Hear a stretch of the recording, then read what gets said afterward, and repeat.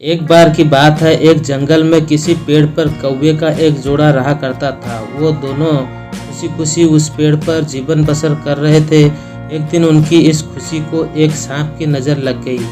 जिस पेड़ पर कौवों का घोंसला था, उसी पेड़ के नीचे बने बिल में सांप रहने लगा था। पर कौवों को इस बात की बिल्कुल भी जानकारी नहीं थी कि वहाँ सांप छुपकर रहने लगा है। जब भी कौवों का जोड़ा दाना चुगने के लिए बाहर जंगल में जाता, सांप उनके अंडों को खा जाता था और जब वो वापस आते तो उन्हें घोंसला खाली मिलता था, लेकिन उन्हें पता नहीं चल पा रहा था कि अंडे कौन ले जाता है। इस प्रकार से कई दिन निकल गए। एक दिन कौवे का जोड़ा दाना चुगकर जल्दी आ गया तो उन्होंने देखा कि उनके अंडों को बिल में से एक सांप निकलकर खा रहा है। इसके बाद उन्होंने पेड़ पर एक ऊंची स्थान पर छुपकर अपना घोंसला बना लिया।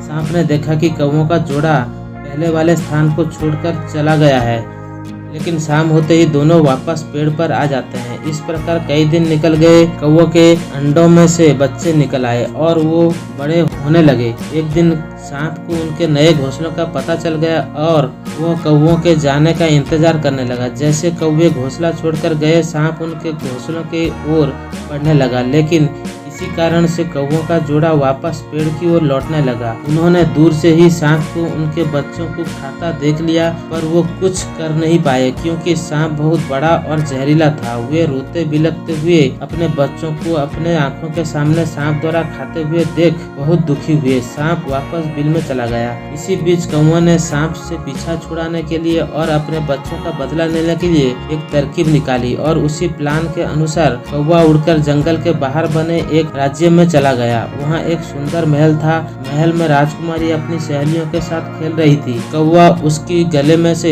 हीरे का हार लेकर उड़ गया। सभी ने शोर मचाया तो पहरेदार हार लेने के लिए कौवे का पीछा करने लगे। कौवे ने प्लान के अनुसार थोड़ा दूर उड़ता, फिर एक जगह रुककर पहरेदार उसके नजदीक आने का इंतजार करता। जैसे ही पहरेदार उसके करीब होते, वो फिर उड़ जाता। ऐसे ही करते करते कौवा सांप के बिल के पास पहुंचकर पहरेदारों का इंतजार करने लगा। जैसे ही पहरेदार वहां पहुंचे, कौवा हीरे के हार को सांप के बिल में डालकर उड़ गया, जिसे पीछा कर रहे पहरेदारों ने देख लिया। जैसे ही पहरेदारों ने हार निकालने के लिए बिल में हाथ डाला तो सांप पुकारता हुआ फन निकाले बाहर निकल आया। सांप को देखकर पहरेदारों ने तलवार से उस पर हमला कर दिया, जिससे कि सांप की मृत्यु हो गई। सांप मर जाने के बाद कौवा अपने परिवार के साथ खुशी खुशी रहने लगा। हमें इस कहानी से ये सीख मिलती है कि कभी भी निर्बल का फायदा नहीं उठाना चाहिए, साथ ही मुसीबत में समझदारी से काम लेना चाहिए। दोस्तों, कहानी अच्छी लगी हो तो वीडियो को लाइक और चैनल को सब्सक्राइब करना भूलना नहीं। धन्यवाद।